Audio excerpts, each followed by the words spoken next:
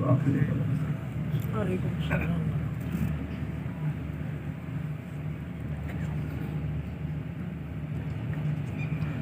الحمد لله وكفى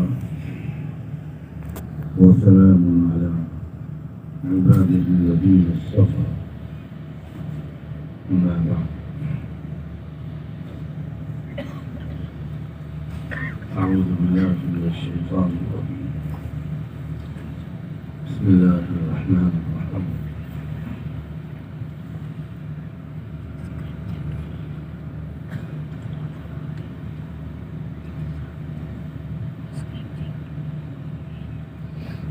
عسى أن تكرهوا شيئا وهو خير لكم وعسى أن تحبوا شيئا وهو شر لكم والله يعلم وأنتم لا تعلمون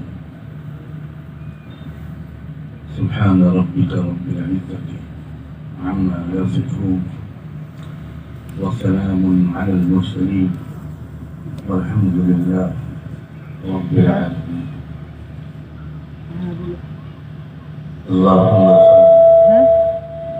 اللهم صل على سيدنا محمد وعلى آل سيدنا محمد وبارك وسلم.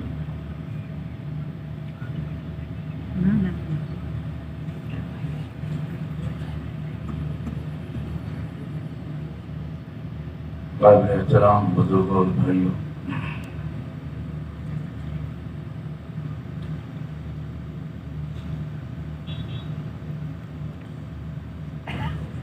بہت ہی مختصر بات کر پاؤں گا.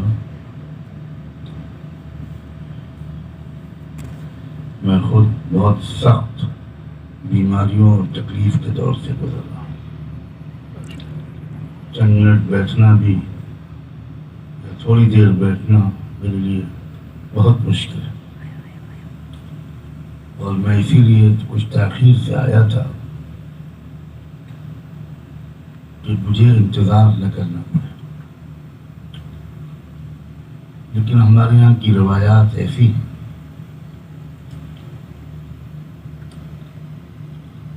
اور چونکہ لوگوں کو اطمینان ہے کہ یہ اسپتال کا جلسہ ہے، تو اگر کوئی زیادہ بیمار ہو جائے گا تو ہم اس کا علاج بھی کرتے ہیں. اور وَإِذَا مَرِضْتُ میں شاید ان لوگوں نے کچھ تبدیلی کی ہے. وَإِذَا أَمْرَضْنَاكَ فَنَحْنُ نَشْفِيكَ. شاید نیا ایڈیشن اب اس طرح چھپے گا.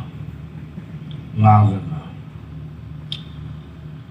میں پہلے بھی بہت کہہ چکا ہوں، مگر آپ کٹر سنی لوگ ہیں، سنتے رہتے ہیں، کوئی عادت تبدیل نہیں کرتے. میری سمجھ میں آج تک نہیں آیا کہ جلسے کے درمیان قرأت قرآن کون سی حدیث سے ثابت ہے. ہو سکتا ہے میرا علم بہت کم ہے، وہ حدیث میں نے نہ پڑھی ہو. یہاں بڑے بڑے علماء بیٹھے ہیں، مجھے اصلاح کر دیں. یہ کب ثابت ہے کہ صحابہ کرام اللہ کے رسول کے سامنے بیٹھے ہوئے ہیں اور حضور کچھ بات فرما رہے ہیں، اور اس کے بعد کہا جائے کہ اب ابی ابن کعب تشریف لائیں اور قرأت قرآن فرمائیں؟ یہ کتنی کہاں سے یہ چیزیں ہمارے اندر ہیں؟ مجھے تو بالکل برداشت نہیں ہوتی. صاف بات،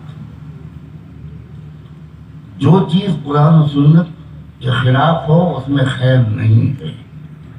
آپ کو برا لگے تو 3 دفعہ درود شریف پڑھ لیجیے گا، غصہ کچھ ٹھنڈا ہو جائے گا. ہمارے علماء کو چاہیے کہ رواج پر نہ چلیں، اصلاح کریں.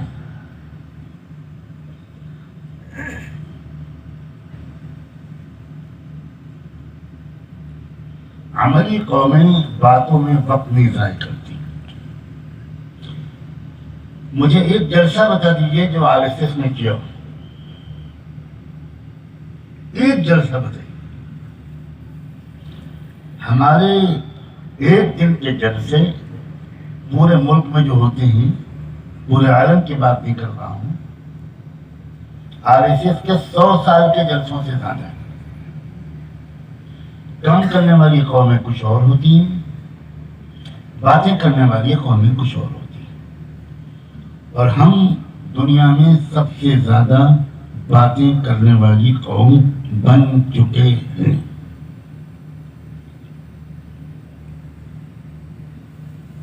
ہمارے ملک کے ایک بہت بڑے لیڈر، نام نہیں لوں گا میں، ورنہ ان کی پارٹی کے لوگ ہوں گے تو میری کار میں پنکچر کر دیں گے.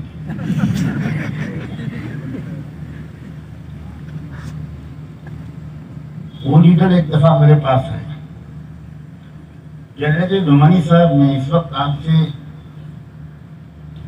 کچھ راشٹریہ مسائل کے سلسلے میں بات کرنے نہیں آیا، ایک پرسنل ریکویسٹ لے کر آیا. میں حیران رہ گیا کہ وہ بہت بڑے لیڈر اور میں غریب مولوی. میں نے کہا فرمائیے کیا بات ہے؟ کہنے لگے آپ اپنا یا اپنے جیسے کسی کا ایک پھیپڑا مجھے دلوا دیجیے. پھیپڑا سمجھتے ہیں؟ کیا کریں گے آپ اس کا؟ کہنے لگے آپ لوگوں کے پاس جو پھیپڑے ہیں رات رات بھر تقریر کرتے ہیں اور سانس نہیں پھولتی، اور ہم آدھے گھنٹے کی تقریر میں بھاشن کے بعد حالت خراب ہو جاتی. یہ ہے لوگوں کا ہمارے بارے میں تبصرہ. کہتی ہے تجھے خلق خدا غائبانہ کیا. آپ ہمارے جلسوں سے لوگ ڈرتے نہیں ہیں، لوگ مذاق اڑاتے. میں چونکہ سب قوموں سے ملتا ہوں، سب قوموں کے لیڈروں سے میری بہت اچھے تعلقات اور ملاقاتیں رہتی ہیں، اور کبھی کبھی وہ کھل کر بات کرتے ہیں.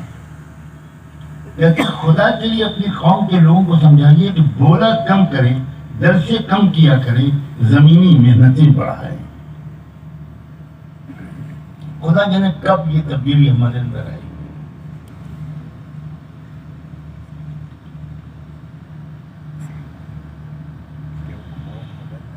میں نے ایک آیت پڑھی تھی، آیت کا حصہ پڑھا تھا، عسیٰ ان تکرہوا شیئا وہو خیر لکم. ہو سکتا ہے کہ ایک چیز تم کو اچھی نہ لگے، بہت بری لگے، ناپسند ہو، مگر وہ تمہارے لیے مفید ثابت ہو. اور یہ بھی ہو سکتا ہے کہ کوئی چیز تم کو بہت اچھی لگے اور وہ تمہارے لیے نقصان دہ اور بری ثابت ہو. واللہ یعلم وانتم لا تعلمون. اللہ جانتا ہے اور تم نہیں جانتے. جب اس ملک کی آزادی کے سلسلے میں قربانی دینے والوں نے قربانیاں دی تھی تو ان کو ایک امید تھی، ان سے ایک وعدہ کیا گیا تھا اور پورا یقین دلایا گیا تھا. اور وہ وعدہ یہ تھا کہ ہم اس ملک کو بھارت کے شہریوں کو، ہر بچے کو ضروری تعلیم ملے گی. تعلیم امیروں کے بچوں ہی تک محدود نہیں رہی.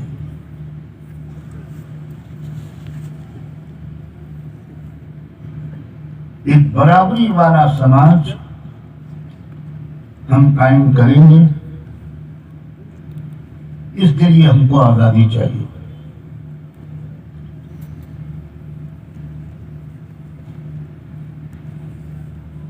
ملک کے تمام شہریوں کو علاج معالجے کی یکساں سہولت حاصل ہو. ہر غریب سے غریب مریض کو وہی شاندار علاج ملے گا جو کسی امیر کو مل سکتا ہوگا. امیر اور غریب کے درمیان، شہری اور دیہاتی کے درمیان کوئی فرق نہیں ہوگا۔ تعلیم، صحت، جان مال، عزت و آبرو کی حفاظت، یہ بنیادی چیزیں ہیں جن کی سرکار ضمانت لے گی اور سب کو ملے گی۔ اس بات کو کا یقین دلایا گیا، اسی لیے لوگوں نے آزادی کی عظیم جدوجہد میں تن من دھن لگا دیا۔ اور دستور جب بنا ملک کا تو اس میں کچھ رہنما اصول لکھے گئے جس کو دستور کی انگریزی زبان میں ڈائریکٹو پرنسپلز کہتے ہیں۔ رہنما اصولوں میں لکھا گیا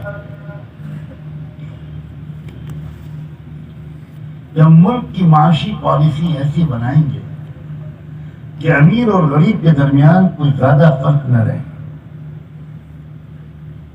اس میں لکھا گیا کہ تعلیم اور صحت جیسی بنیادی ضرورتیں بھارت کے ہر ناگرک کو حاصل ہوں گی۔ جو علاج کی سہولت کسی لکھ پتی کروڑ پتی کو ملے گی، وہی علاج کی سہولت ایک غریب کسان کے بیٹے کو بھی ملے گی۔ یہ دستور میں لکھا گیا۔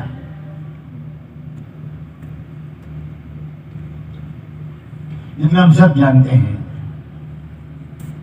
کہ بہت سے وعدوں کی طرح یہ وعدے بھی پورے نہیں کیے گئے۔ تعلیم کا نظام بھی ایسا بنتا چلا گیا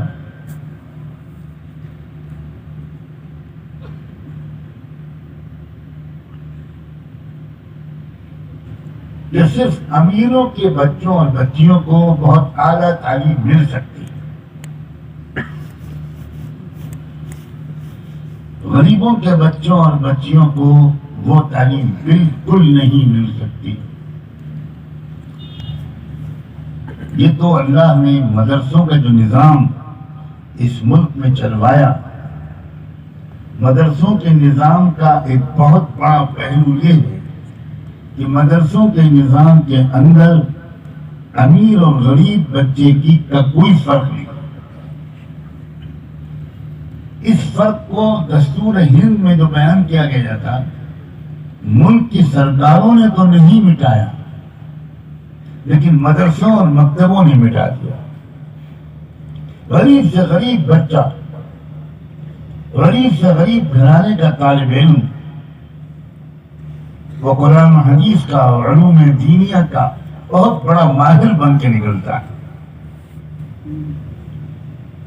کبھی زندگی میں مدرسے کی تعلیم کے دوران اس کو ایک دن بھی اپنی غربت کا احساس نہیں ہوتا، اسے اس کا بالکل احساس نہیں ہوتا کہ میرے کلاس کے، میرے درجے کے جو امیر بچے ہیں ان کو کوئی اور تعلیم مل رہی ہے اور مجھے وہ تعلیم نہیں مل پا رہی۔ یہ خیال کبھی کسی مدرسے اور مکتب کے بچے کے ذہن میں نہیں آتا۔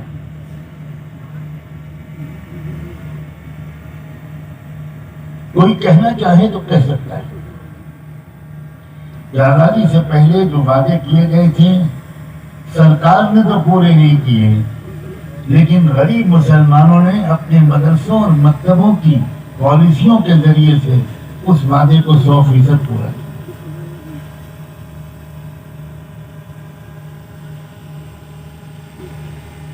یہ مدرسے سرکار سے ایک پیسہ بھی نہیں لیتے، سرکار پر بوجھ نہیں بنتے،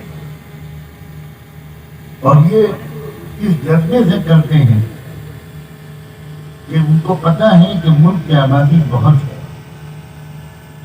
سرکار پر بہت بڑا بوجھ ہے، تو مدرسے اور مکتب کے لوگ یہ کہتے ہیں سرکاروں سے کہ ہم آپ کا جتنا بوجھ بانٹ سکتے ہیں بانٹ رہے ہیں، تاکہ بڑی آبادی کے بڑے حصے کو ہم تعلیم دے دیں. باقیوں کی آپ ذکر کر لیجیے. ان کو غریب اور امیر کے فرق کے بغیر اچھی تعلیم دلا دیجیے. مدرسوں اور مکتبوں کے ذریعے سے بچوں کی تعلیم کی ضرورت پوری ہو رہی ہو، ہم میں سے کوئی یہ نہیں کہتا. ہم سب صرف اتنا کہنے کی ہمت کر سکتے ہیں کہ مٹھی بھر آٹے کے چندے کے ذریعے اور 1-1 روپیہ اور 2-2 روپے کے چندے کے ذریعے اور عام مسلمانوں کی زکوٰۃ، صدقات اور عطیات کے ذریعے ہم جتنا کام تعلیمی میدان میں کر سکتے ہیں وہ کر رہے ہیں. اپنی حکومتوں اور سرکاروں سے یہ امید کرتے ہیں کہ آپ کے پاس بہت بڑا بجٹ ہے، کھربوں ڈالر کی آپ کی آمدنی ہے، اور ہم سب آپ کو ٹیکس ادا کرتے ہیں. ہو سکتا ہے یہاں بیٹھے ہوئے ہمارے عام بھائی یہ سوچ رہے ہوں کہ ہم غریب لوگ ہیں، ہم کہاں ٹیکس ادا کرتے ہیں. میں اس انکم ٹیکس کی بات نہیں کر رہا ہوں جس کو لوگ اس وقت ادا کرتے ہیں یا کرنے پر مجبور ہوتے ہیں جب ان کے پاس سالانہ اتنی بچت ہوتی ہے یا اتنی آمدنی ہوتی ہے.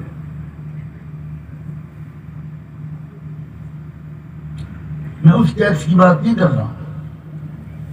میں اس ٹیکس کی بات کر رہا ہوں جو آپ جب ماچس کی ڈبیا خریدتے ہیں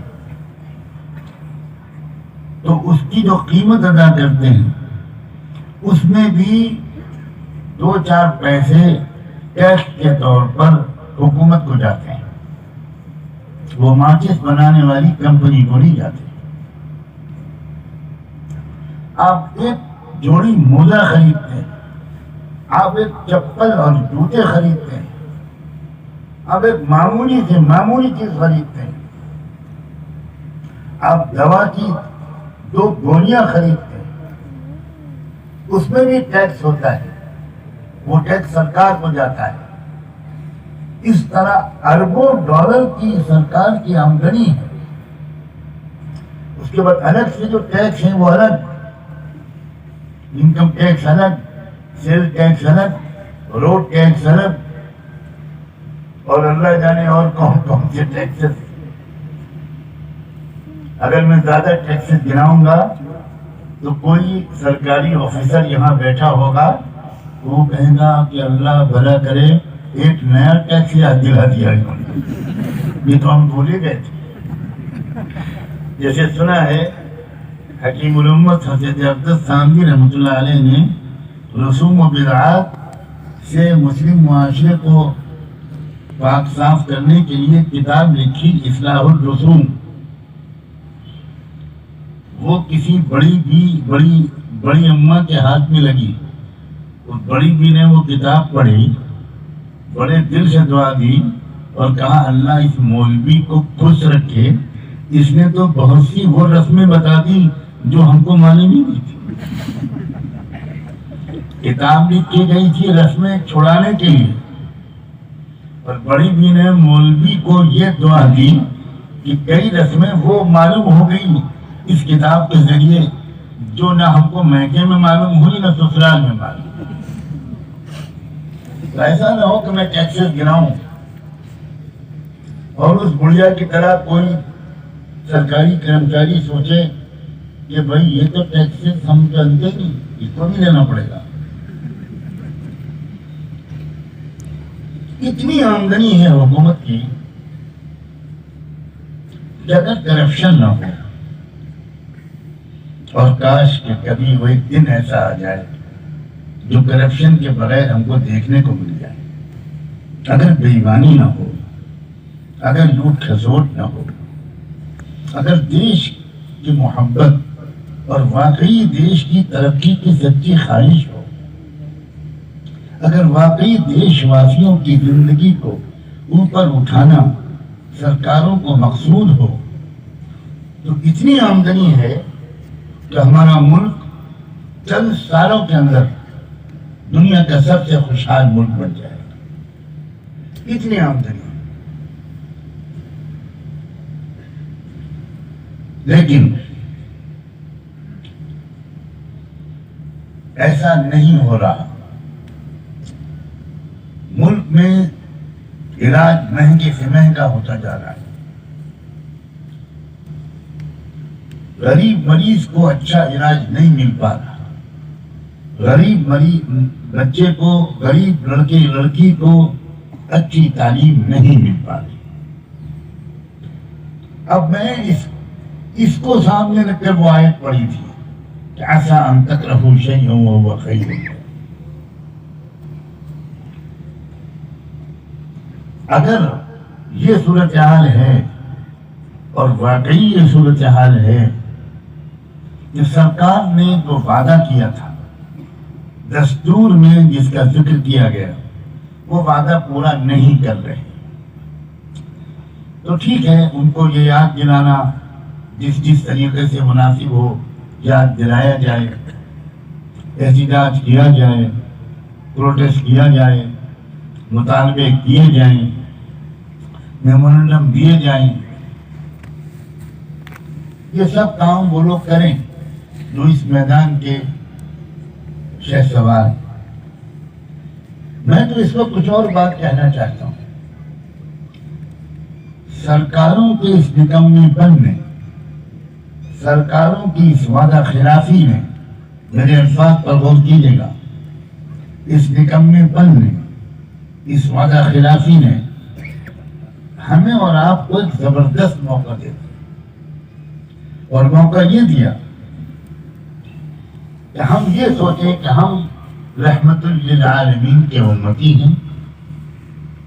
اب ہم اپنے اس ملک کے غریب بچوں کو بھی اچھی سے اچھی تعلیم دلائیں گے، اپنے مال جمع کر کے، اپنے چندے کے ذریعے، اپنے تعاون کے ذریعے. اب ہم اپنے شہر، اپنے ضلع، اپنے آس پڑوس کے بیماروں کو اچھے سے اچھا علاج کروائیں گے، اپنا مال قربان کر کے. ہم خود کریں گے، ہم اپنے پیروں پر خود کھڑے ہوں گے. ہم بلا کسی فرق اور بھید بھاؤ کے، دھرم، ذات، نسل، زبان، علاقہ، کسی چیز کے فرق کے بغیر ہم ہر مریض کا اچھے سے اچھا علاج کم سے کم داموں میں، یا ممکن ہو تو ایک حد تک بغیر کسی قیمت کے، ہم اپنی جیب سے مال قربان کر کے ہم کریں گے. اس خلا کو ہم پر کریں گے، اس کمی کو ہم دور کریں گے. آپ سوچئے کہ کتنا زبردست موقع اللہ نے بھارت کے مسلمانوں کو دیا ہے. اب ذرا تصویر کا ایک مثبت رخ دیکھنے کی عادت ڈالیے. ایک رخ یہ ہے کہ سرکار اپنا فرض ادا نہیں کر رہی، سرکار غریبوں کا علاج نہیں کروا رہی، سرکار غریب بچوں کو تعلیم نہیں دے رہی، سرکاری اسپتالوں میں صحیح توجہ نہیں دی جا رہی، صحیح علاج نہیں ہو پا رہا. جس تعداد میں اسپتال ہونے چاہیے نہیں کھل پائے اب تک. اسپتالوں میں جس طرح کی سہولتیں ملنی چاہیے نہیں مل پا رہی. جو سہولتیں امیروں کو مل جاتی ہیں وہ غریبوں کو نہیں ملتی. اب اس صورتحال پر آپ تنقید کریں، ملامت کریں، احتجاج کریں، یہ بھی ٹھیک ہے. یہ وہ لوگ کریں جو اس لائن کے ماہر اور رہنما ہیں. تصویر کا دوسرا پہلو یہ ہے، وہ تصویر کا دوسرا پہلو یہ ہے کہ جب یہ کام سرکار نہیں کر رہی تو ہم تو انسانیت کے خدمت گزار ہیں، ہم تو رحمت دو عالم کے امتی ہیں. ہم خود اپنے پیسے جمع کر کے اپنے علاقے کے اندر اسپتال کھولیں گے، ایسے اسپتال اور اسپتالوں کا ایسا نظام چلائیں گے جہاں غریبوں کو علاج وہی میسر آئے جو امیروں کو میسر آتا ہے. ہم غریبوں کو مفت یا بہت سستا علاج دیں گے، امیروں سے پیسے چارج کریں گے اور اس پیسے کو صرف کما کر اپنی جیب میں نہیں ڈالیں گے بلکہ اسی پیسے کو اسی اسپتال کے غریب مریضوں کے علاج پر خرچ کریں گے۔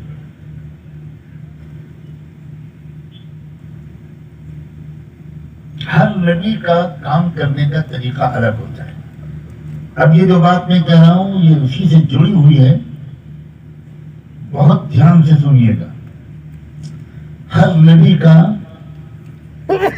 اپنی قوم میں کام کرنے کا طریقہ الگ ہوتا ہے۔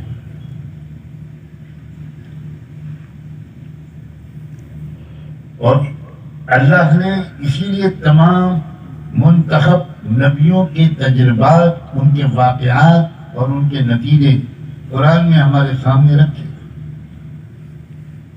اور ان سب کا مجموعہ بنا دیا خاتم النبیین سیدنا محمد رسول اللہ صلی اللہ علیہ وآلہ وسلم۔ حسن یوسف دم عیسیٰ ید بیضا داری، حسن یوسف دم عیسیٰ ید بیضا داری، آنچ خوباں ہم دارن تو تنہا داری۔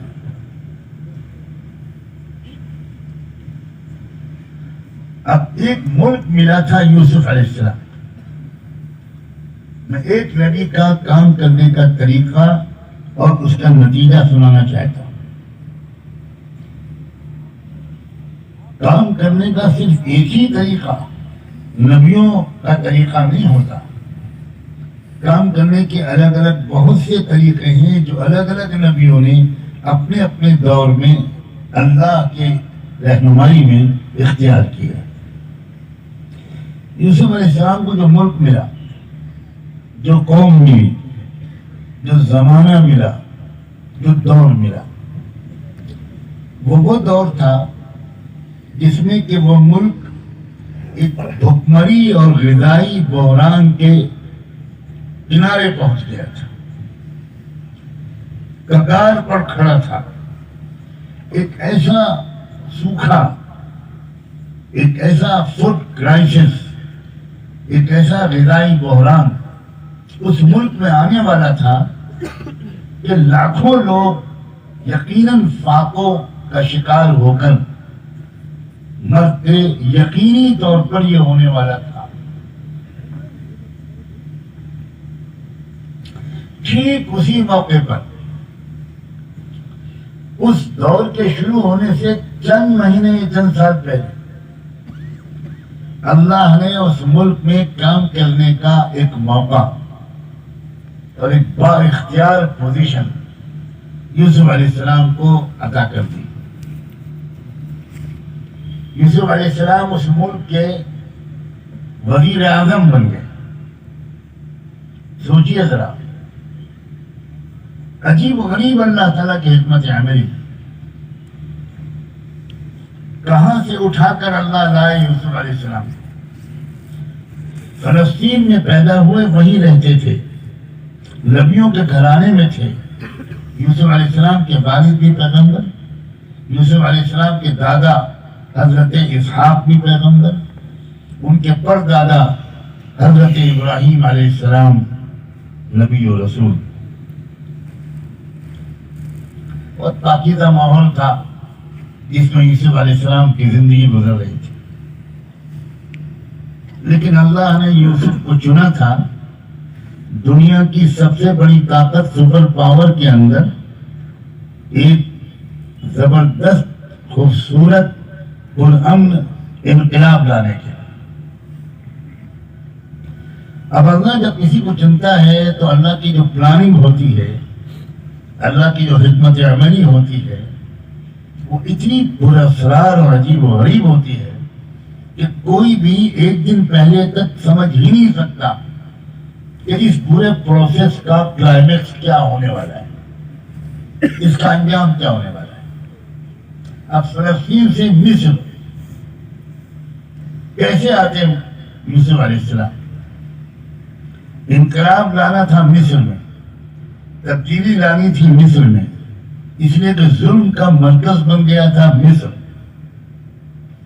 جہاں ظلم کا جو مرکز بنتا ہے اسی کو انصاف کا مرکز بنایا جاتا ہے.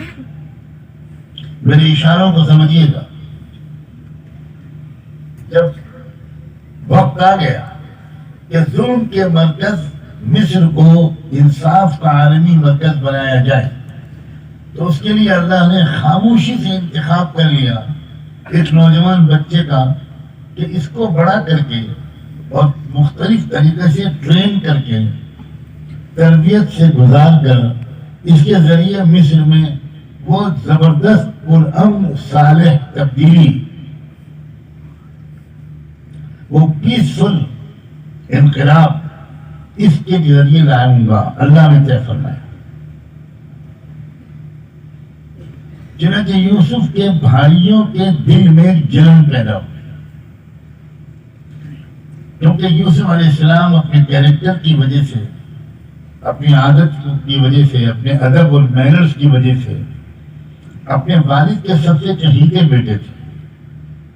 اور جو بیٹے تھے ان کے وہ ذرا دوسرے قسم کے تھے. تو والد ان کے جو تھے وہ سب سے زیادہ پیار اپنے چھوٹے بیٹے سے کرتے. اب ان بھائیوں کے دل میں جلن پیدا ہوئی کہ ابا جو ہیں وہ سب سے زیادہ اسی کو چاہتے ہیں. تو انہوں نے آپس میں مشورہ کر کے یہ طے کیا کہ جب تک یہ رہے گا ہماری طرف ابا کی توجہ نہیں ہو پائے گی، اس کو راستے سے ہٹانا پڑے گا. چنانچہ راستے سے ہٹانے کی انہوں نے کوشش کر ڈالی اور ایک اندھے کنویں میں جا کر ڈھکیل کے چلے آئے. انہیں نہیں خبر تھی کہ یہ جو کچھ وہ کر رہے ہیں اگرچہ گناہ کے طور پر کر رہے ہیں اپنے طور پر، مگر وہ اللہ کی پلاننگ کے تحت ہو رہا ہے. اب وہ بچہ کنویں میں ڈال دیا گیا. بڑے اطمینان سے گھر واپس آ گئے کہ خس کم جہاں پاک یوسف کی موب لنچنگ کر دی ہم نے، ہو گیا قصہ پاک. اب کیا ہوا؟ ایک قافلہ گزر رہا تھا مصر کا کاروبار کر کے. ان کے پاس پانی ختم ہو گیا تو اس قافلے کا جو ذمہ دار تھا پانی لانے کا، اس سے کہا گیا کہ جاؤ تلاش کرو، کہیں تم کو کوئی کنواں نظر آئے تو پانی لے کر آؤ. وہ شخص گیا اور ٹھیک اسی کنویں کے پاس پہنچا جس کے اندر پڑے ہوئے تھے یوسف علیہ السلام. آگے بڑھنے سے پہلے یہ سوچئے کہ اسی جگہ پر پانی کیوں ختم ہوا؟ یہ اتفاق سے ہوا یا اللہ کی پلاننگ سے ہوا؟ وہیں پانی ختم ہوا، وہیں انہوں نے اپنے آدمی کو بھیجا. اب دوسری بات یہ سوچئے کہ وہ اسی کنویں کے پاس کیوں پہنچا؟ اتفاق سے ہو گیا یا اللہ کی پلاننگ سے ہوا؟ اللہ کی کائنات میں کوئی چیز اتفاق سے نہیں ہوتی. اب جو پانی تلاش کرتے ہوئے وہاں پہنچے وہ لوگ اور انہوں نے پانی کے لیے نیچے کنویں میں جھانکا تو پانی کے بجائے ایک بڑا خوبصورت ہونہار نوجوان اندر نظر آیا. مارے خوشی کے ان کی تو عجیب حالت ہو گئی. یا بشرا ھذا غلام، ارے آگ لینے آئے تھے پیغمبری مل گئی، پانی لینے آئے تھے، یہ تو بہترین مارے غنیمت مل گیا. نکالا انہوں نے یوسف کو، لے گئے، لے جا کر انہوں نے غلاموں کی منڈی میں اس کو بیچ دیا.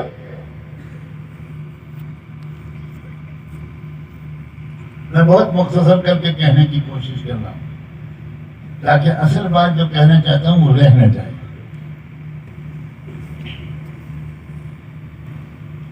اب جس وقت یہ غلاموں کی منڈی میں خریدار کے انتظار میں بیچارے غلاموں کے ساتھ بیٹھے ہوئے تھے، اسی وقت مصر کے گورنر نے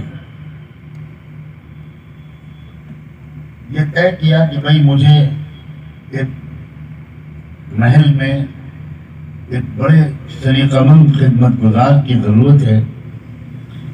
میں خود جاتا ہوں مارکیٹ اور میں بازار جا کر کسی اچھے سے نوکر کو خدمت گزار کو چھانٹ کر لے کر آؤں گا. کبھی آپ نے سنا ہے کہ بادشاہ یا وزیر اعظم بازار میں خریداری کے لیے خود جاتا ہوں؟ مگر یہ جو ہو رہا ہے وہ اللہ کی پلاننگ سے ہو رہا ہے.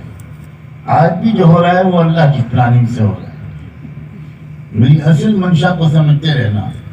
خالی مصر و فلسطین میں گھومتے مت رہو. بار بار بیچ میں احمد آباد بھی آؤ, پٹن شریف بھی آؤ, گجرات شریف بھی آؤ. لانا مجھ کو یہی ہے. مصر سے بہت جلدی واپس آئیں گے ہم اپنے بھارت میں.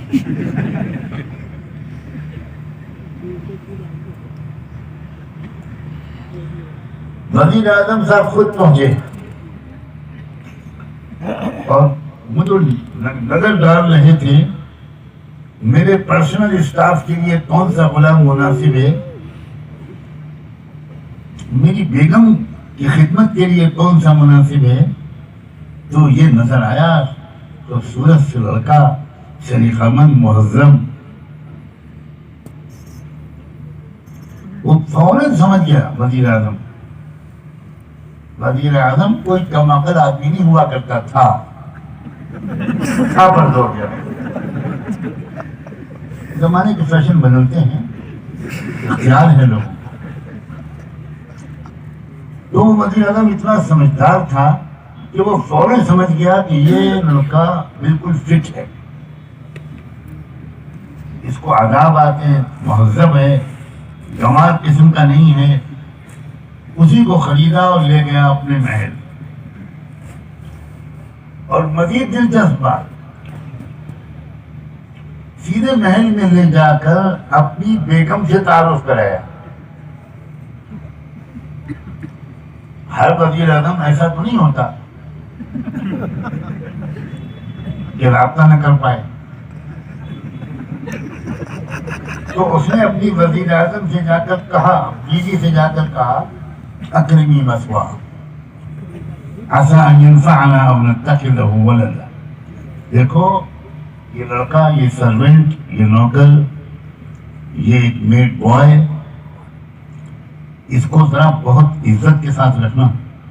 اس کو عام نوکروں کے ساتھ مت رکھنا, اس کو سرونٹ کوارٹر میں مت رکھنا. اکرمی مثواہ عسى ان ينفعنا او نتخذه ولدا, یہ ہمارے کام آئے گا اور کیا پتا آگے چل کر ہم اس کو اپنا بیٹا ہی بنا دیں. اس وزیر اعظم کے بھی کوئی اولاد نہیں تھی. یہ وزیر اعظموں کی قسمت ایسی کیوں ہوتی ہے؟ ہم سمجھتے تھے یہ بعد کے دور کا رواج, لیکن قرآن کی گواہی ہے کہ نہیں پہلے سے چلا. اللہ تمہیں کبھی وزیر اعظم نہ بنے. کوئی آمین نہیں کہہ رہا. اتنے سمجھدار لوگ ہیں اس دعا پر ایک نے بھی آمین نہیں. لگتا ہے سب کی تمنا ہے 24 گھنٹے کے لیے بن جائے.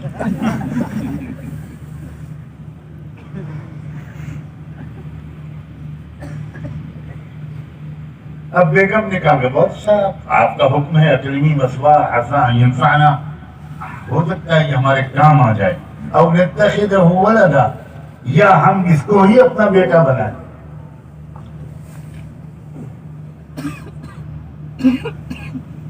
یہ جو کچھ ہو رہا ہے وہ اللہ تعالیٰ کی تقدیر کے نتیجے میں.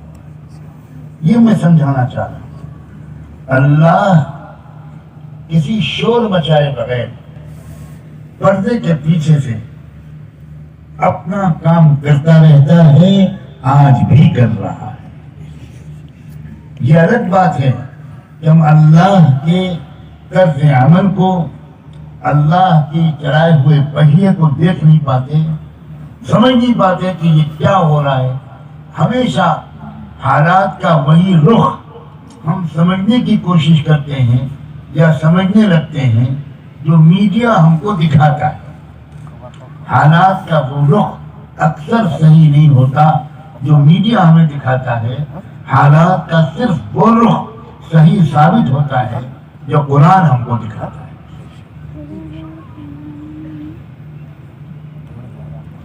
اب بیگم صاحب اس نوجوان لڑکے پر دیوانی ہو گئی اور طرح طرح سے اس کو برائی میں پھنسانے کی کوشش کرنے لگی۔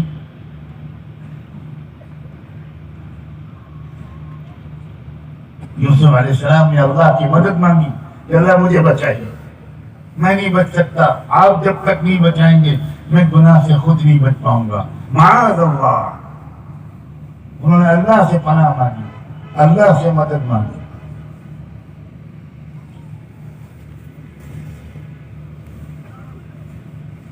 وہ رنگے ہاتھوں بیگم صاحب پکڑ لی گئی تھی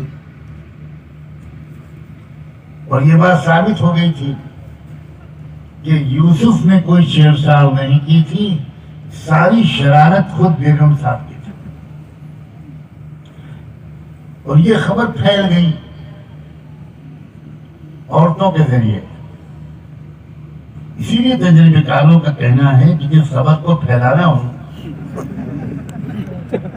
آپ کو نہیں سمجھ گئے تو میں جملہ پورا کیوں کروں، اور ساتھ میں یہ بھی عورتوں سے کہہ دینا چاہیے کہ یہ کسی کو بتانا مت۔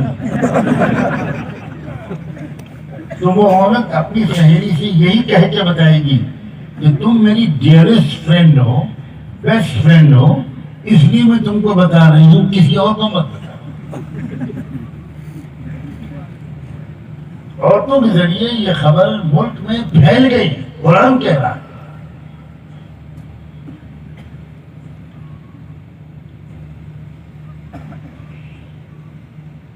اب مسئلہ یہ پیش آ گیا اس مصر کے وزیر اعظم کے سامنے کہ اگر میں نے یوسف کو جیل میں نہ بھیجا تو عوام یہ یقین کر لیں گے کہ اصل بدماشی بیگم کی تھی، یوسف بے گناہ تھے، صرف اس لیے جانتے ہوئے کہ یوسف بے گناہ ہیں یوسف کو جیل میں ڈال دیا گیا۔ بے گناہوں کو جیل میں ڈالنے کا رواج بھی نیا نہیں ہے۔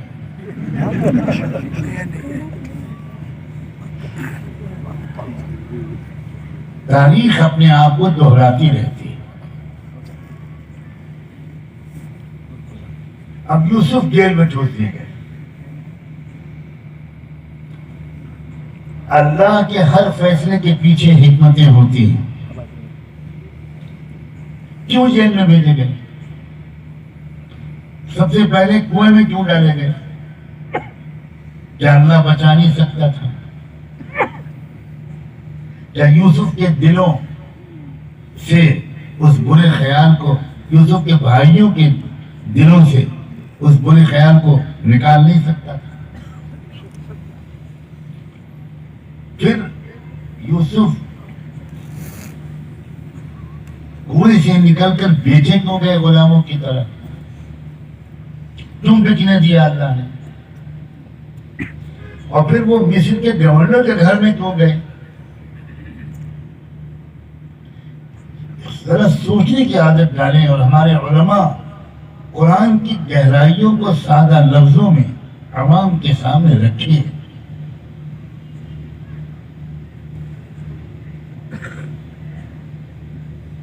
بات یہ ہے کہ یوسف علیہ السلام سے ایک ملک میں بہت بڑا انقلاب برپا کروانا تھا۔ اس کو ذرا غور سے سنو۔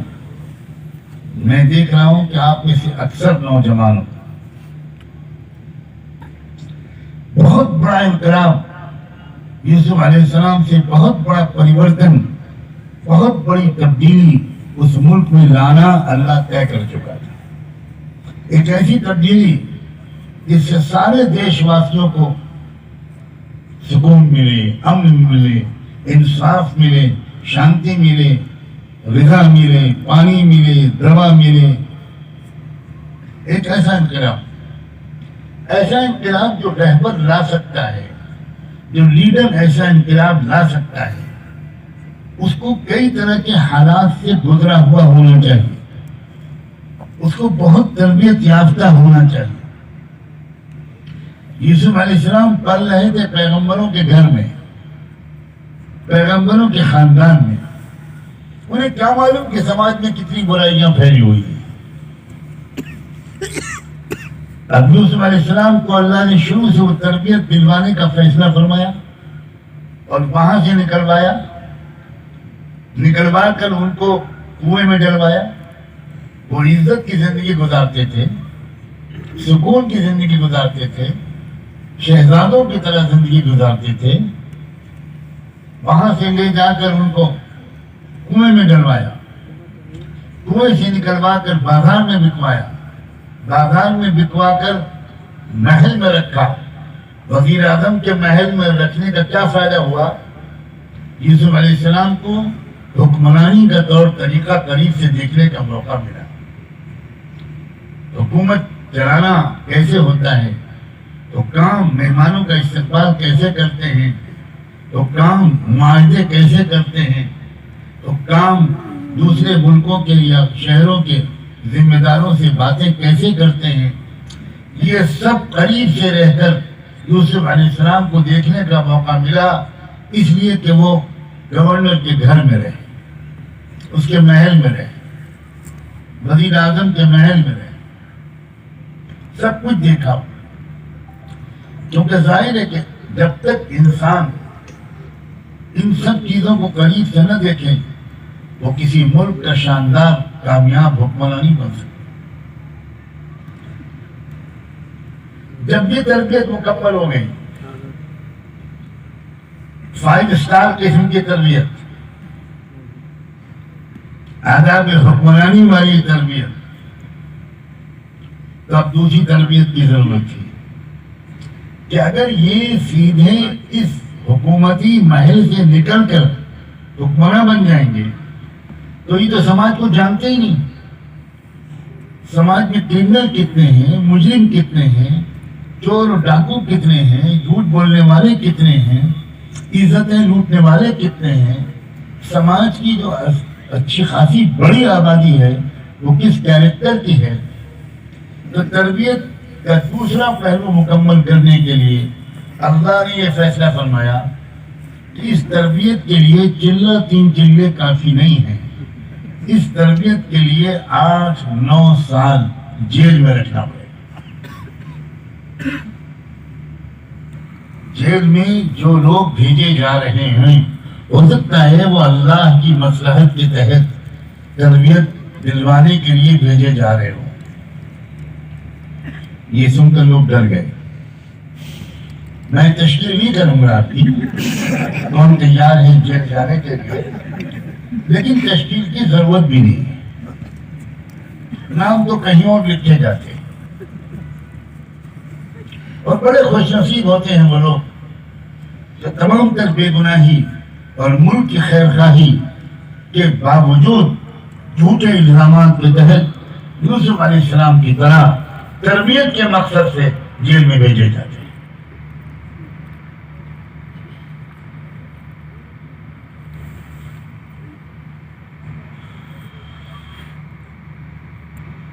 اب جب یوسف علیہ السلام جیل میں گئے تو ان کو ایک نئی دنیا ملی۔ وہ دنیا ان کو اپنے فلسطین میں بزرگوں کے گھرانے میں اور ماحول میں نہیں ملی تھی، وہ دنیا ان کو مصر کے گورنر کے محل میں نہیں ملی تھی۔ اب اس دنیا کو دیکھنا بھی ضروری تھا، ان کو سماج کو سدھارنا تھا، ان کو سماج کے مسائل کی تہ میں جانا تھا، اور انہوں نے جیل میں رہ کر کتنی گہرائی کے ساتھ جیل کے ساتھیوں کو دیکھا ہوگا، ان کی کمزوریوں کو پڑھا ہوگا، سماج کے اندر ہونے والے ظلم، نابرابری اور اس کے نتیجے میں پھیلنے والی غربت اور جہالت کو دکھے دل سے محسوس کیا ہوگا۔ اور درد دل رکھنے والے یوسف نے دل میں کتنی دعا مانگی ہوگی، اے خدا میں آپ کو اپنے باپ کا واسطہ دیتا ہوں، اپنے دادا یا حضرت اسحاق کا اور اپنے پردادا حضرت ابراہیم کا واسطہ دیتا ہوں، آپ مجھے سماج کی اس اصلاح کا موقع عنایت فرمائیں۔ سماج کی خدمت کا موقع عنایت فرما. تو دونوں طرح کی تربیتوں کو دینے کے بعد تب اللہ تعالیٰ نے ان کو اب جیل سے نکالنا اور نکال کر سماج کی خدمت کا ایک موقع دینے کا فیصلہ فرمایا. اور کیسے؟ وہ بھی عجیب ہو گئی. بادشاہ نے خواب دیکھا. وزیر اعظم کا تذکرہ نہیں کر رہا ہوں، لوگوں کے ذہن پر وزیر اعظم سوار ہوتے ہیں، لیکن یہاں میں تذکرہ کر رہا ہوں بادشاہ کا. اور بادشاہ نے خواب دیکھا اور اس نے بڑے بڑے پنڈتوں کو بلا کر اس خواب کی تعبیر پوچھی، مگر کوئی بتا نہ سکا. اور یہی کہہ کے ٹالنے کی کوشش کی کہ حضور کچھ پیٹ خراب ہوگا، جہاں پناہ آپ کا. جب پیٹ خراب ہوتا ہے تو الٹے سیدھے خواب دکھائی پڑتے ہیں. اضغاث و احلام وما نحن بتاویل الاحلام بعالمین. یہ کوئی بامقصد معنی خیز قسم کا خواب نہیں ہے، یہ الٹا سیدھا خواب ہے. بہت سے لوگ ہمارے بزرگوں کو بھی خواب آ کر سناتے ہیں. وہ ہر جمعرات کو ایک خواب دیکھتے اور نیت کر کے لیٹتے ہیں کہ نیت کرتا ہوں میں ایک نیا جھوٹا خواب دیکھ لوں.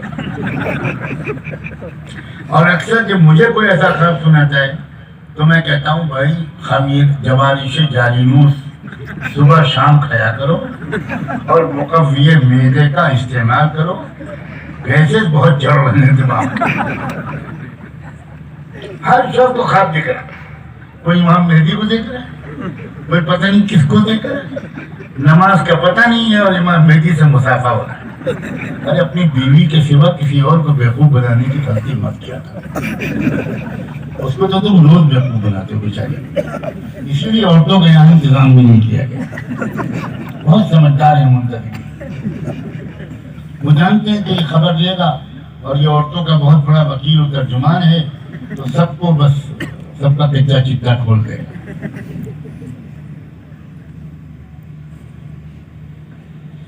اللہ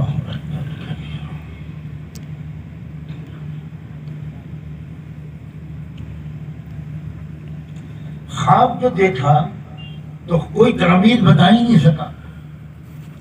جیل میں ایک شخص تھا یوسف علیہ السلام کا ساتھی، اس کو خواب کی تعبیر بتائی تھی اور اس کے ایک ساتھی کے خواب کی بھی تعبیر بتائی تھی یوسف علیہ السلام نے، جو بالکل سچ ثابت ہوا. اس کو یاد آیا جب بادشاہ کرامت کو پریشان دیکھا اور اس نے بادشاہ سے کہا کہ جیل میں ایک شخص ہے، بڑی زبردست خواب کی تعبیر کا ماہر ہے، بڑا پاک دامن شخص ہے، الصدیق. آپ مجھے اس کے پاس بھیج دیجیے جیل میں آپ کے خواب کی تعبیر جہاں پناہ میں اس سے پوچھ کر آؤں تو وہ بالکل صحیح تعبیر بتائے گا. بادشاہ نے فوراً بھجوایا اور بڑے سرکاری اعزاز کے ساتھ وہ شخص گیا اور یوسف علیہ السلام سے جا کر بادشاہ کے خواب کی تعبیر پوچھی. تو یوسف علیہ السلام نے جواب میں کہا کہ دیکھو تعبیر یہ ہے کہ آنے والے 7 سال جو ہوں گے اس میں بارش ہوگی، اچھی پیداوار ہوگی، اور اس کے بعد جو اگلے 7 سال ہوں گے اس میں بالکل بارش نہیں ہوگی اور سوکھا پڑے گا. اس لیے اگر 7 سال میں جو اناج پیدا ہوگا اگر اس پلاننگ کے ساتھ اس کو خرچ کیا گیا تو 14 سال تک وہ کام آ جائے گا، اور اگر وہ بغیر کسی پلاننگ کے خرچ کیا گیا تو 7 سال کا غلہ ختم ہو جانے کے بعد اگلے 7 سال قوم میں لاکھوں لوگ بھوکے مر جائیں گے. بس بادشاہ سلامت کو یہ بتا دینا کہ ان کے خواب کی تعبیر یہ ہے. اور ایک ترکیب بھی بتاتا ہوں، اس غلے کو اناج کو کیسے محفوظ رکھو کہ سال بھر ملک کے شہریوں کو جتنے اناج کی ضرورت ہو صرف اتنا ہی اناج بالیوں کے اندر سے نکالا جائے اور استعمال کیا جائے، باقی سب بالیوں کو محفوظ رکھا جائے. پھر اگلے سال آئے تو اگلے سال کی ضرورت کے حساب سے اناج کو نکال کر تقسیم کیا جائے، تو یہ 7 سال کی پیداوار پورے 14 سال تک کام آ جائے۔ واپس آیا وہ آدمی، اس نے بادشاہ سلامت کو تعبیر بھی بتائی اور وہ حل بھی بتایا جو یوسف علیہ السلام نے بتایا تھا۔ بادشاہ حیران رہ گیا اس بات پر کہ یہ کون شخص ہے جو اتنا روحانی بھی ہے، خواب کی تعبیر کا ماہر بھی ہے اور اتنا ہمدرد بھی ہے، ملک کے شہریوں کا، حکومت وقت کا، وقت کی سرکار کا اتنا خیر خواہ بھی ہے کہ باوجود اس کے کہ اس کو ہماری سرکار نے بے گناہی کے باوجود ظالمانہ طور پر جہنم میں ڈال رکھا ہے اور جیل میں ڈال رکھا ہے، اس کے باوجود وہ اتنا خیر خواہی کے ساتھ، اتنے خلوص کے ساتھ وہ ملک کو ایک بہت بڑی مصیبت سے بچانے کی ترکیب بھی بتا رہا ہے۔ بادشاہ فوراً سمجھ گیا کہ مجھے اس آدمی کی ضرورت ہے۔ اب غور سے سنو، فوراً سمجھ گیا وہ کہ مجھے اس آدمی کی ضرورت ہے۔ میرے کابینہ میں، میرے افسروں میں، میری بیوروکریسی میں ایک بھی ایسا ایماندار اور باصلاحیت انسان نہیں ہے جو 7 سال کے غلے کو 14 سال تک محفوظ رکھ کے ملک کو ایک بڑی مصیبت سے بچا دے۔ وہ جانتا تھا کہ میری کابینہ کے لوگ کتنے بے ایمان، کتنے کرپٹ، اچھی طرح جانتا ہے۔ وہ فوراً سمجھ گیا کہ سوائے اس کے کہ وہی شخص جیل سے نکل کر آئے اور میرے ملک کے نظام کو سنبھالے اور فصلوں کو، اناج کو، پیداوار کو، زمین کی پیداوار کو صحیح طریقے سے محفوظ رکھے اور صحیح طریقے سے تقسیم کا نظام چلائے، اس کے بغیر میرا ملک عام بھکمری سے نہیں بچ سکتا۔ چنانچہ اس نے فوراً رہائی کا حکم جاری کر دیا اور کہا جاؤ یہ ایسا آدمی جیل میں نہیں رہے گا، یہ ہمارا وزیر اعظم پتہ نہیں کس دماغ کا آدمی ہے، اس نے اتنے پیارے آدمی کو جیل میں ڈال دیا۔ پتہ نہیں وزیر اعظم کا عہدہ کچھ ایسے ہی ہوتا ہے کیا۔ فوراً اس نے حکم دیا بادشاہ، اب یہ سرکاری افسران رہائی کا پروانہ لے کر جیل پہنچے اور وہاں جا کر یوسف علیہ السلام کو خوشخبری سنائی کہ آپ کی رہائی کا حکم لے کر آئے ہیں، اب چلیے، اب آپ سرکاری مہمان بنیں گے اور بادشاہ سلامت نے آپ کو بلایا ہے۔ یوسف علیہ السلام نے کہا کہ نہیں، میں اس طرح جیل سے نہیں نکلوں گا، مجھے جینا نہیں ہے بندے احسان ہو کر۔ مجھ پر جو الزام لگایا گیا تھا اس کی تحقیق کی جائے، مقدمہ چلایا جائے، جب میں بے گناہ ثابت ہو جاؤں عدالت سے تب میں نکلوں گا، ایسے نہیں نکلوں گا۔ بادشاہ کو یہ خبر ملی، بادشاہ اور حیران۔ بادشاہ نے کہا کہ بس ملک کی عدالتوں کا نظام میں جانتا ہوں، دادا پر مقدمہ چلتا ہے، پر پوتے کے زمانے میں فیصلہ ہوتا ہے، یہ طریقہ غلط ہے۔ تو بادشاہ نے کہا کہ میں خود عدالت طلب کرتا ہوں۔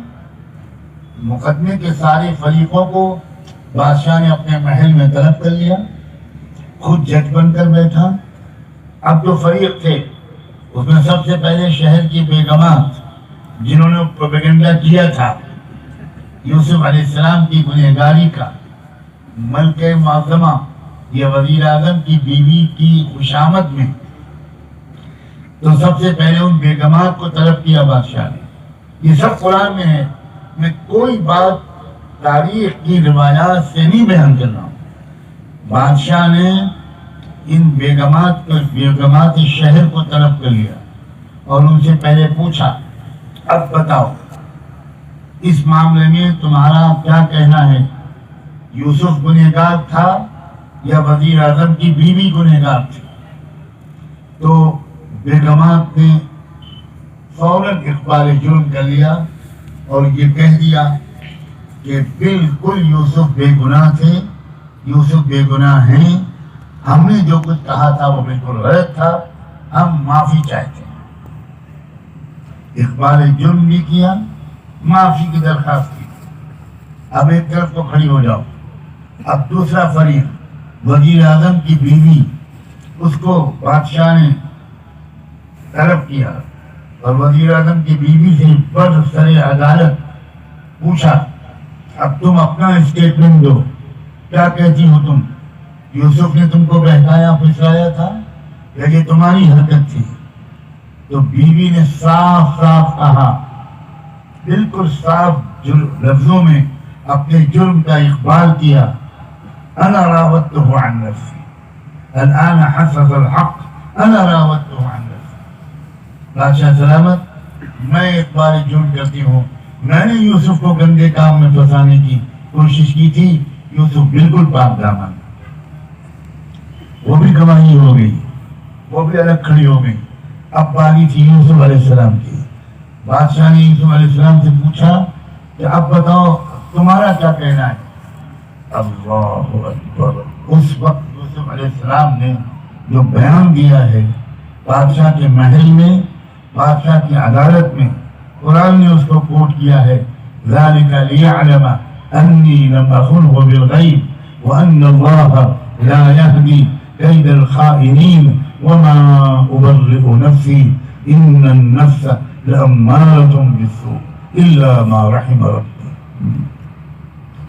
بادشاہ سلامت، سب سے پہلے تو میں یہ کہتا ہوں کہ یہ جو میں نے گزارش کی تھی اور اصرار کیا تھا کہ میں اپنے اوپر لگائے گئے الزام کی تحقیق کے بغیر جیل سے نہیں نکلوں گا، وہ اس لیے میں نے یہ اصرار کیا تھا تاکہ سب کو یہ بات اور خاص طور پر وزیر اعظم کو معلوم ہو جائے کہ میں نے ان کی امانت میں کوئی خیانت نہیں کی تھی،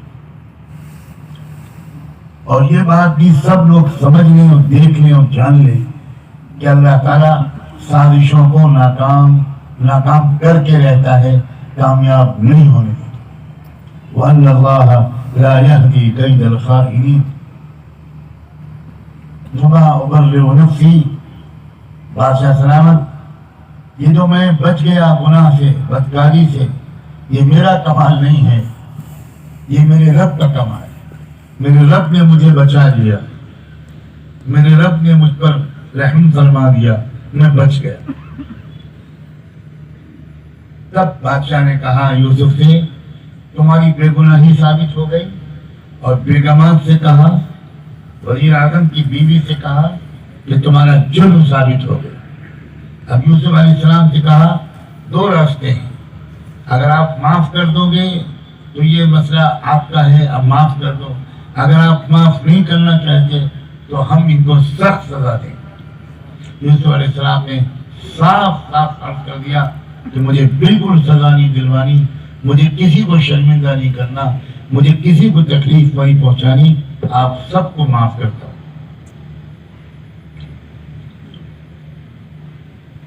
اس طرح اب جب یہ کردار سامنے آیا تب بادشاہ سلامت اندر گئے اپنے محل کے اندرونی کمرے میں، جس میں وہ کسی اہم ترین مہمان سے تنہائی میں بات کرتے تھے۔ وہاں پہنچ کر انہوں نے پیغام بھجوایا، ائتونی بہ، یوسف کو میرے پاس لے کر آؤ، تنہائی میں اس سے بات کروں گا۔ بالکل تنہائی میں ون ٹو ون بادشاہ نے یوسف علیہ السلام سے گفتگو کرتے ہوئے کہا، انک اليوم لدینا مکین امین۔ اللہ اکبر! یوسف، سب کچھ دودھ کا دودھ اور پانی کا پانی الگ ہو گیا، تمہارا کیریکٹر، تمہاری صلاحیت، تمہارے اخلاق سب سامنے آ گئے۔ اس ملک کو اس غذائی بحران سے بچانے کی صلاحیت نہ مجھ میں ہے، نہ میرے کسی عملے میں ہے، صرف تم بچا سکتے ہو۔ اس لیے آج سے میں اس ملک کی حکومت تمہارے حوالے کروں، صرف سکے پر میرا نام رہے گا، مہر میرے نام کی لگے گی، لیکن پورا اختیار تم کو ہے، تم اس ملک کو بچا سکتے ہو۔ یوسف علیہ السلام نے جواب میں کہا اجعلنی علی خزائن الارض انی حفیظ علیم، بس بادشاہ سلامت میں مکمل تمام شعبوں کی ذمہ داری ہرگز قبول نہیں کروں گا۔ سب سے خطرناک کرائسس جدھر سے آ رہا ہے اور وہ ہے پیداوار اور وہ ہے سوکھا، وہ ہے لوگوں کا بھوک مری کا شکار ہو کر مرنا۔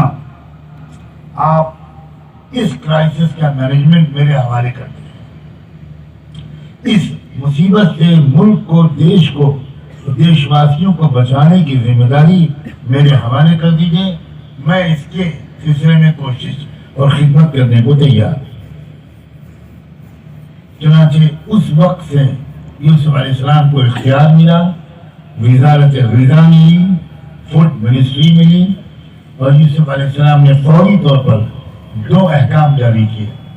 ایک یہ کہ تمام ملک کے کسانوں کی تمام فصلوں کو سرکار خریدے گی، کوئی عام تاجر کسی غلے کو خرید نہیں سکتا، یہ مارکیٹ میں نہیں بیچا جائے گا، یہ بازار میں نہیں بیچا جائے گا، ورنہ کسان، یہ لوگ، تاجر لوگ من مانی قیمت لیں گے، غریبوں پر ظلم کریں گے، حکومت خود اپنے خزانے سے ان تمام فصلوں کو خریدے۔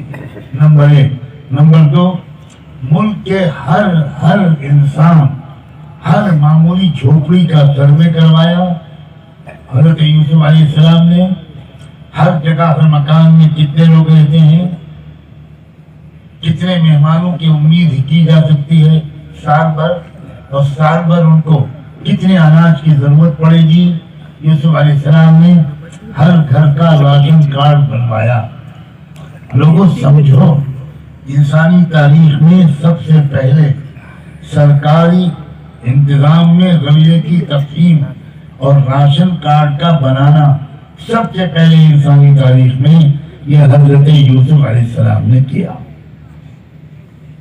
اور اس کے نتیجے میں یہ ہوتا تھا جب تاجروں کو من مانے دام پر غلے کے بیچنے کا دروازہ بند ہو گیا، اب وہ غلہ سرکار نے خریدا، جو دام دے سکتا ہے وہ دام دے کر خریدے، جو نہیں دے سکتا اس کو سرکار کی طرف سے مفت وہ غلہ دیا جائے گا تاکہ کوئی بھوکا نہ رہے۔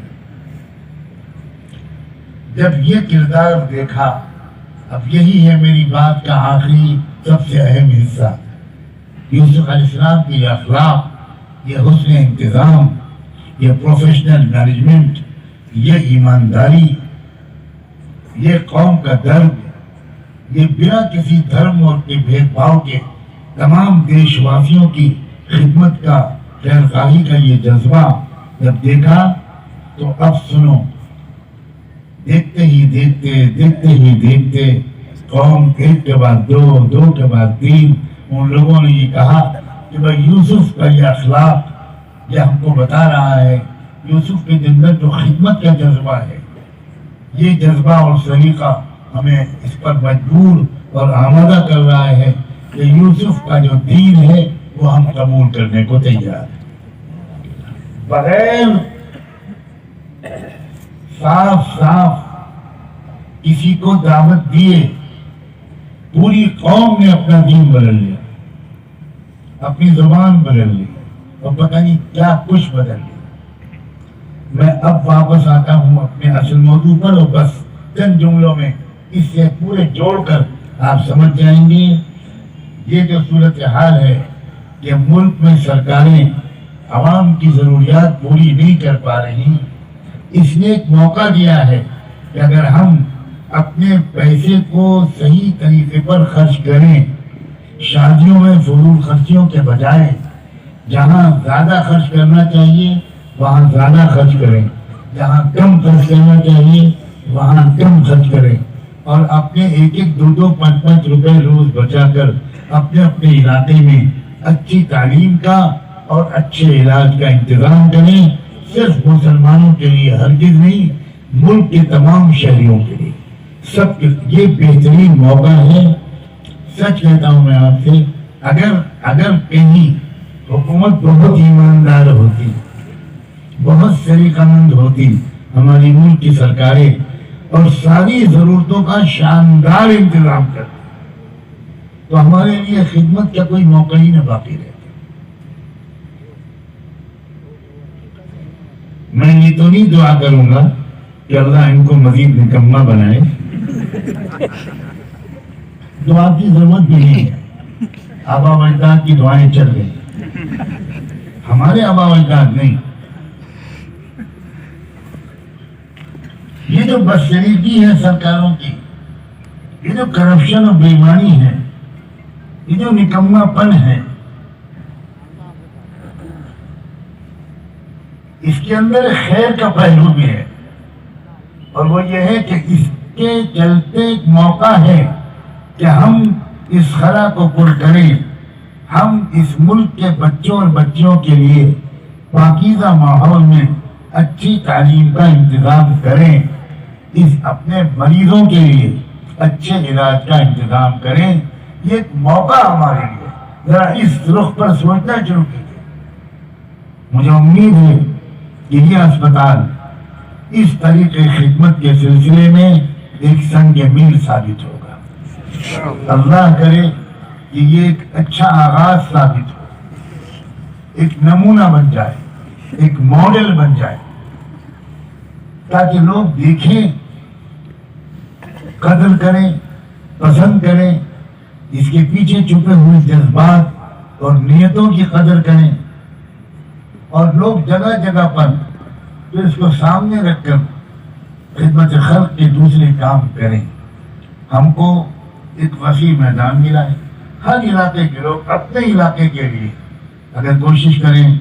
مجھے کتنی خوشی ہوئی یہ بات سن کے، کتنا بڑا زمین کا پلاٹ کسی اللہ کے بندے نے اس کار خیر کے لیے بغیر کوئی قیمت لیے پیش کر دیا۔ اللہ بہت جزائے خیر دے، برکتوں سے نوازے، اس کا چپا چپا صحیح استعمال ہو، صحیح استعمال کی توفیق ملے، بڑی ایمانداری کے ساتھ بھی اور بڑی فنی مہارت کے ساتھ بھی، اور بہت انسان دوستی کے ساتھ خدمت کے جذبے سے یہاں علاج ہو، جو یہاں سے آ جائے گن گاتا ہوا جائے، صحت کا تحفہ لے کر جائے، خوشیاں لے کر جائے، اچھی یادیں لے کر جائے۔ یہ ہمارا فرض ہے، کسی پر کوئی احسان نہیں، بلکہ بحیثیت مسلمان امت محمدیہ کے ایک فرد ہونے کی حیثیت سے یہ ہم سب کا فرض ہے۔ بس اپنے مال کے خرچ کی ترتیب درست کریں۔ اگر ہم اپنی آمدنیوں اور مال کے خرچ کرنے کی ترتیب ٹھیک کر لیں تو یہ سارے کام انشاءاللہ آسانی سے انجام پائیں گے۔ دل و جان سے دعا ہے اللہ تبارک و تعالی آپ سب کی کوششوں کو، دعاؤں کو، تعاون کو اور جمع ہونے کو بے حد قبول فرمائے۔ وآخر دعوانا ان الحمد للہ رب العالمین۔